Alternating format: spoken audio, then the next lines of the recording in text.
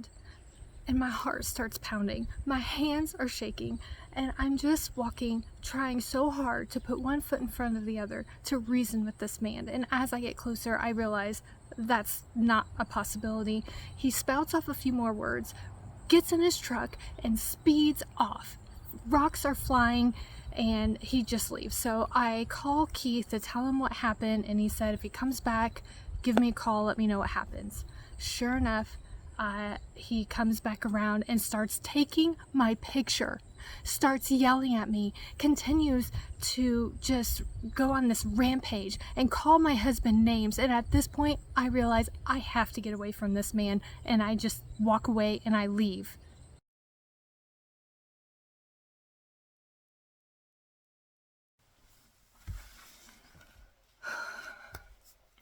I've really been struggling with whether or not I should share this video with you or not, but it is something that Keith and I both have been struggling with and really been challenging our Christian values. Our neighbor has escalated and gotten way out of control, and it's really been difficult to deal with. And if you haven't noticed in my last few videos, they've taken longer to be put out to show progress on the camper. And also, Keith has been by my side. He hasn't left me at all. So the only time that I work on the camper is when he is close by. He is basically like my bodyguard. And at the same time, if Keith is not around, I have asked my son to just go shoot some hoops, be close by me, just be there, just to make me feel more secure. Because about a month ago, I was attacked in our backyard. Our neighbor, this man came over and just started yelling at me out of the blue. He's this type of person that shows a lot of petty behavior, but won't have conversations with you. He won't talk, won't say, hey, this bothers me, or can you please stop doing that? He just starts doing petty behavior, and if you don't catch up on it, that, you know, he's been doing these things to kind of show you that he doesn't like something that you're doing, which I guess you have to guess what that is. Then he comes over and he's just started yelling. And this has been going on for about 8 years. And I have to tell you that Keith has the patience of Job. I have hit my limit a long time ago, can't put up with it. But for him, he continues to show this man grace. And I've really struggled with that. So, especially after the way I was treated in our backyard and in my home, my security, I feel threatened now. I don't even feel safe in my own home. I can't enjoy my front porch, which we spent so much time and effort into making that kind of like our space. And I feel very threatened anytime I see him. And so I just wanted to just go over a few things with you of what's been going on. And at the same time, if you could comment below and let me know what you would do in this situation, how you would handle it, because we're really struggling. And unfortunately, it is hindering the progress on our camper and other things. So we can kind of just start from the beginning. So when we did move in 8 years ago, we did want to make a good impression and be a good neighbor. So he's a single man. He lives alone. And so for the holidays, if he was home with not with family, then like Thanksgiving, we would make him a plate and take it over so he would have something good to eat on Thanksgiving.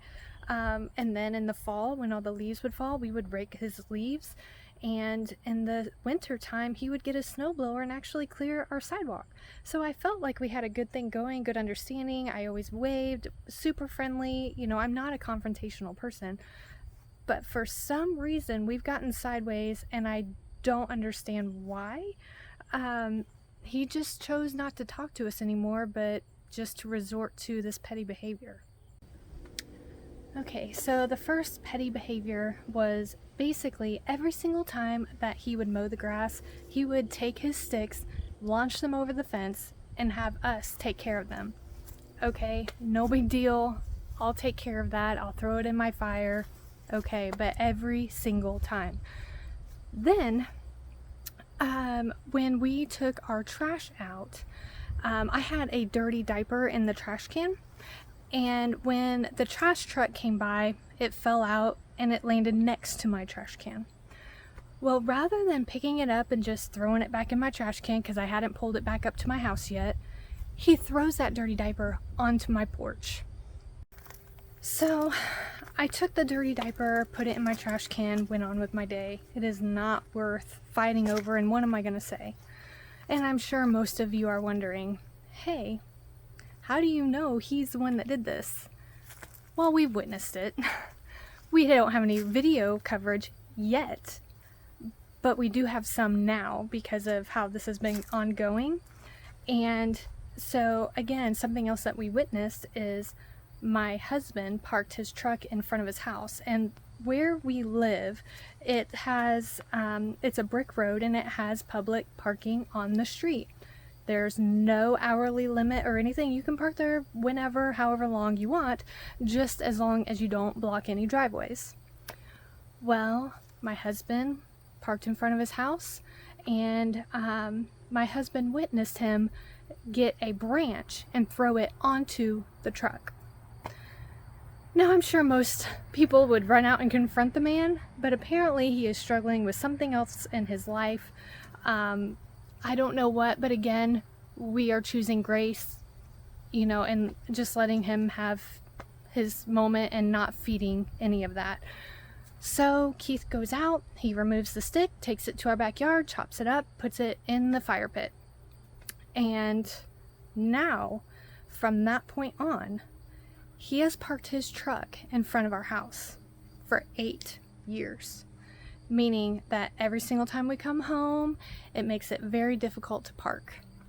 And he is over the property line, which I think is hilarious because he made such a stink about us parking in front of his house and putting a stick, a branch on the truck. And he has parked there for 8 years, and he moves it occasionally, but as soon as we move our vehicles, he pulls right back in.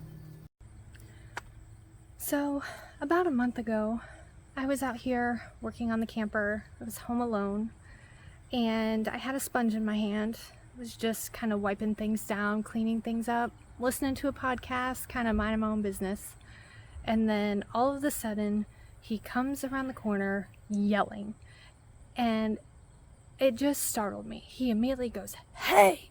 like really loud, just to get my attention, like his blood was boiling. Okay, so I turn around and immediately my heart is pounding, my hands are shaking, and I said, "Oh, I'm sorry. What's going on? Like I can't find my words. I don't know what's going on. All I know is that he's livid, just livid." And so I reluctantly start walking towards him to try to figure out what's going on, and he said that we oversprayed when we painted our camper onto his car. I immediately apologized, and my intention was to walk over, take a look at it, exchange insurance information, try to do the right thing. You know, if I am truly responsible, I want to take the responsibility for that. But as I was walking closer, he continues to spout off things. Very rude, very mean, very attackful. You know, from a man to a woman, I felt very attacked. And so he gets in his car and he speeds away, rocks are flying, skid mark in the alleyway on the road. I don't understand. So I call Keith and I start walking around, trying to look at everything around, see if there really is some overspray. I walk over to his barn here and trying to see if there's any overspray. I don't see any. I look at his trailer, I walk in the alley, and there's no overspray on that. And at the time, there were a bunch of tomato plants, and there was no overspray on that. again, if I felt that if this is something that we truly did by mistake, it was not done on purpose. As you can see in my previous video, I'll link it in the description where to find it, of when we did spray paint our camper. You know, we had a big tarp up. We were trying to prevent any overspray. We were, you know, very cautious. It was not done deliberately, is my point. So, but the one thing that if he is going to be like this, very accusatory, one thing that he was not home when this happened. But what he doesn't realize is across the alley, the neighbors were power washing their garage and they were spray painting their garage, which is in about the same close proximity as what we were doing. So, I mean, it could have been them, it could have been us, I don't know. So, you know, this is how the conversation went with Keith when I called him. You know, I'm not sure what's going on, you know, whatever. And he said, well, if he comes back, call me back, you know. Well, sure enough, he does come back. Only this time, he is taking my picture. And I am definitely feeling threatened at this point. Taking my picture, yelling, cussing, calling my husband names. And again, it is just me. I'm home alone. There's nobody else around. And I'm like, what in the world? Like, what's going on? And so I walked over and I said, you know, I am really sorry about whatever is going on, you know, the overspray, whatever, you know, but I feel like there's more going on here. And I don't understand, you know, if there's anything that we've done, it hasn't been deliberate. You know, we haven't done anything deliberate to you. Like, I mean, he sure has thrown sticks in our yard and thrown a diaper on my porch and thrown a stick on our truck. Like, we know he did that. We haven't done any of that. We just take care of it, move on. We don't do anything deliberately back. We do not retaliate. That is not who we are. Well, anyway, I try to reason with him. And obviously, when you are talking to someone in that state, they are not willing to hear you. So I just shut my mouth and I listened to what he had to say. And he continued to complain that it started off that we parked our camper right here. And mind you, this is our property. This is our land. He's mad that we parked it here because now he can't maintain his fence line in our yard for his tomatoes. His tomato plants were right here. I'll show some pictures here of where his tomato plants were and how they were hanging onto our camper, our pop-up camper. And he was mad that he can't come into our property. And he told me that it is state law that he is allowed to come into my property and maintain his fence line whenever he wants. And I said, well, isn't that trespassing? And he said, no. And again, and then after that point, I was like, okay, I can't argue with this man. I'm just going to keep my mouth shut.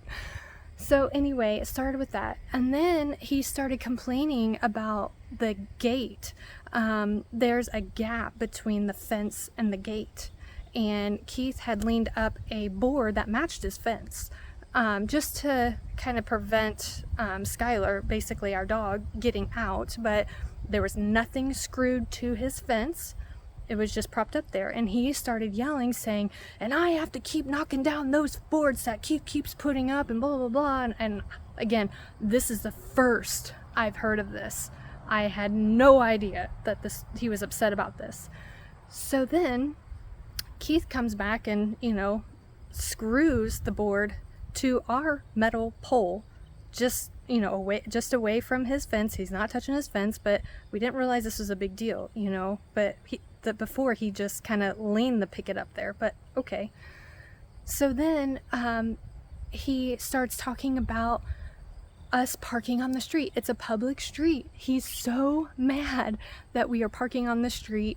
Our trash cans are in the street in front of our house, but he says it's in front of his, so that's why he's parking his truck where it is. And again, we're like, it's a public street. But again, I wasn't gonna argue. I just let him kind of spout off everything he needed.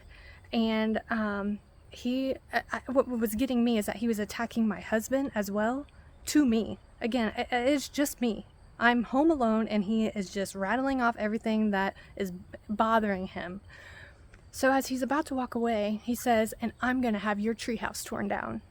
He has told Keith that twice now, and he has threatened it to me once. So he seems to think he's going to get the town to come in and tear down our treehouse because we're that horrible of neighbors. I don't know. I don't know what's going on with this man, but something has to give.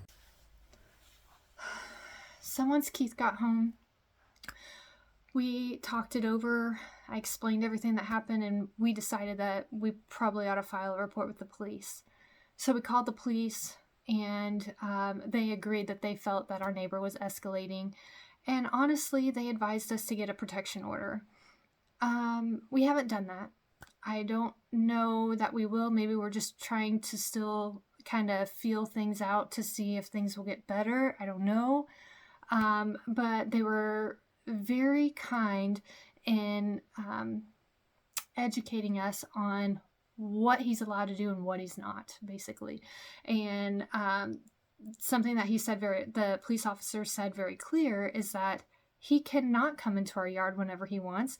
There is no law saying that he has a right to our yard, no matter if he has a fence or not. That is called trespassing. And so they said anytime that he trespasses, I can call them and they will come remove him from our property. They did advise us to get security cameras. So since then, we have installed some cameras. And so anyway, that was very cleared up for us on what our rights were, what our options were, things like that. And at least we have a report with the police now. So a couple days go by, and Keith goes out to confront our neighbor, not only to say, hey, if you have any issues, take it up with me. Don't take it up with my wife. He just wanted to set that clear. And then also he wanted to show him where the property line was. Keith was able to locate the pin in our yard, and he just wanted to show him that because from the moment we moved in, our neighbor has complained that we've been putting our trash cans in front of his house. We've been parking in front of his house. But again, we live on a public street, public parking. You can park wherever you want. You don't own the street. So he pointed out the pin to our neighbor, and he proceeded to say that those pins can shift. And we find it kind of funny that, okay, yes, is it possible? Maybe a little bit, a little bit of shifting. But where the pin was and where our neighbor was saying the property line was a difference of like 2 or 3 feet. I can't imagine the pin moving 2 or 3 feet. That just seems very bizarre and very far-fetched.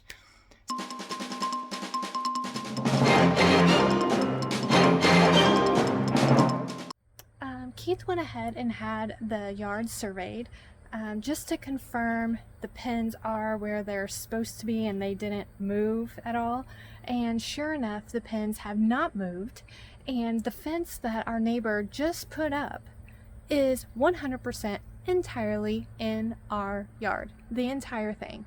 Now, we honestly wouldn't care, but something that our neighbor has done for 8 years is complain that we have been putting our trash cans in front of his house on trash day over the property line, and on the public street we have been parking our vehicle in front of his house. Now, it is a public street. Again, anyone can park there at any time. Even the police officers, when they came out, confirmed that we are allowed to park wherever we want as long as we are not blocking any driveways, which we were not. So, and honestly, the property line that he thought we were crossing, if we were over the property line, it was by like a foot or something. It wasn't like we were directly in front of his house with our vehicle. We tried to keep our vehicles in front of our house, but all along, this entire time for 8 years that he has been complaining that we've been parking in front of his house and putting our trash cans in front of his house, no, it's been 100% in front of our own house. Our own house. So as the conversation continued between Keith and our neighbor, I was gone with my daughter, one of my daughters, at tumbling practice. Meanwhile, my son and my other daughter were here, and Of course, our neighbor starts yelling. I feel like that's like his only way of speaking is yelling. He can't have a civil conversation. And he's right outside our window and just is really being confrontational and demanding, things like that. My daughter calls me and she says, Mommy, Daddy's outside and the neighbor's really yelling at him and all of this, and she's scared. And like I said earlier, I am done with this. My tolerance for all the pettiness and the drama, I'm done with. I want this to come to a head and end. So I call the police. We already have a report with them. So I give them the report number, the case number, and so they come out. And Keith is not happy with me. He said, I had it under control. You didn't need to call the police, but I felt I needed to because it was getting out of hand and I felt the police were needed. So, funny enough, Keith said that he met just about every single police officer in town. So sorry about that, but they were very friendly again. And, they asked if we wanted to cite him for trespassing, and we said no because, Keith initiated the conversation and, was just trying to set some parameters and show him where the property line was, trying to have a civil conversation, whatever. And obviously that wasn't possible. I thought after a few days of cooling off and then having this conversation, maybe he could have a conversation, but he couldn't. So anyway, the police have a separate conversation with our neighbor. They check in with Keith, come to our door, ring the doorbell several times, just checking in, making sure that he's okay, doesn't have any other complaints, whatever. So that situation gets neutralized. And I don't know for a fact, but since the police officers kept saying trespassing, do you want us to cite him for that? He can't be coming into your yard, whatever, this or that. If they warned him, if they said, hey, you can't come into our yard or into their yard, that's trespassing. You can't do that. Because things kind of cooled off a little bit after that evening. But then I tell you what, the very next day, he comes into our yard with a tape measure and starts taking pictures. I couldn't believe it. The very next day, the police just told you cannot trespass into our yard. And here he is the very next day trespassing. I couldn't believe it. Again, I'm home alone when this happens. And I just took a picture and, just for documentation and just left it at that. Couldn't believe it. So it had been a few days. Things kind of cooled off around here. And then he starts going at our neighbor across the street. They parked in front of his house. He couldn't take it. So he decided to move his truck over to the neighbor across the street. And that's what he does. You're not allowed to park in front of his house. Even though it's a public street, you are not allowed. He will not tolerate. He will come knock on your door and say, move your car. Or he'll just park his car in front of yours. Or in front of your house. But the people that lived in the house across the street from us before parked in front of his house. There was something, I don't know, but there was some altercation. And again, he only speaks with action, not with words. So he decided to pull his truck up to hit the neighbor's bumper and pull his other truck up against the other bumper so she couldn't get out. I couldn't believe it. And again, if it were me, I probably would have just called the police and said, hey, can you give this guy a ticket? He blocked me in. I mean, it was ridiculous. But again, they were trying to take the high road, didn't say anything, let him have his moment of being angry. And then eventually he did move his vehicle. But that's just kind of the pettiness that we have with this man. It's ridiculous. Okay, so that's just a little summary of what we've been going through the past 8 years, and again, why the last month. It's been taking me a little while to get more videos out. Hopefully things will calm down and I'll be able to get back on track with things, but man, when you feel threatened in your own home, it's kind of rough. Can't really feel like you can go out in your backyard and you know, just be without feeling like constantly looking over your shoulder, wondering if somebody's going to say something to you again, come at you again. I don't know. So I'm hoping that things calm down. So Keith and I planned a family trip. The kids and Keith and I are going to go on a camping trip. That's why we have our pop-up all popped up. We're going to clean it up and pack it, and we're going to be gone for several days out in nature and hopefully check out from all the drama that's been going on. So hopefully things will die down. Again, comment and let me know, what would you guys do in my situation? It's really tough. So thanks for watching, guys.